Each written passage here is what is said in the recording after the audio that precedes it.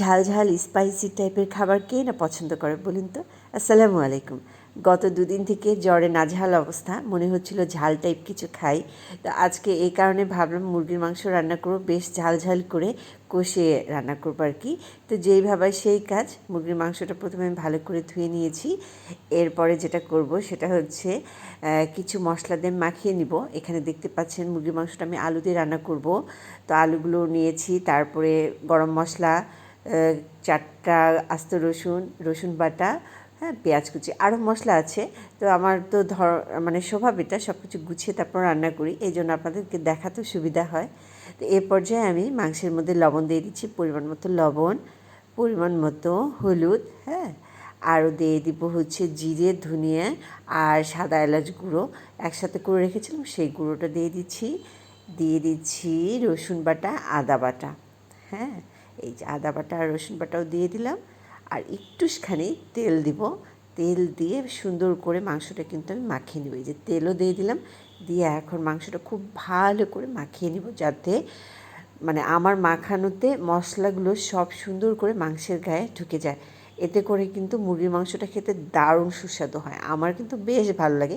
আমি প্রায় সময় যখন একটু ধীরে সুস্থে রান্না করি, সেই সময়গুলোতে কিন্তু আমি এভাবেই মুরগির মাংসটা মাখিয়ে কিছুক্ষণের জন্য রেখে দিই।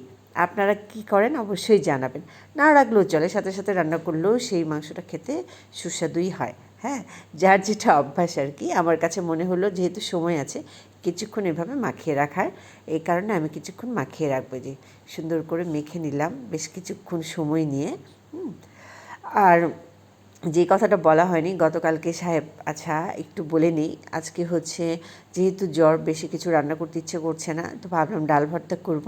এই জন্য আমি একটুখানি পানি দিয়ে ডালটা ভিজিয়ে রাখছি কিছুক্ষণের জন্য, যাতে ডালটা তাড়াতাড়ি সিদ্ধ হয়।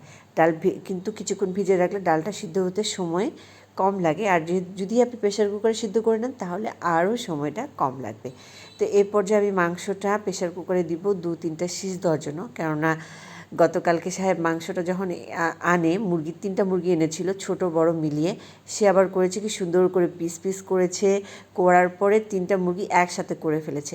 দেখলাম যে যেই মুরগিটা একটু বড় সাইজের ছিল সেই মাংসটা একটু শক্ত মনে হলো, যার কারণে যেহেতু মাংসগুলো মিলিয়ে ফেলেছে সাহেব, এই কারণে ভাবলাম রিস্ক নিব না, প্রেশার কুকারে 2-3টা শীষ আমি একটু দিয়ে নিই, এতে করে মাংসটা রান্না করতে সুবিধা হবে। এর আগে একবার এরকম মাংস রান্না করেছিলাম মুরগিটা মনে হয় একটু বয়স্ক ছিল।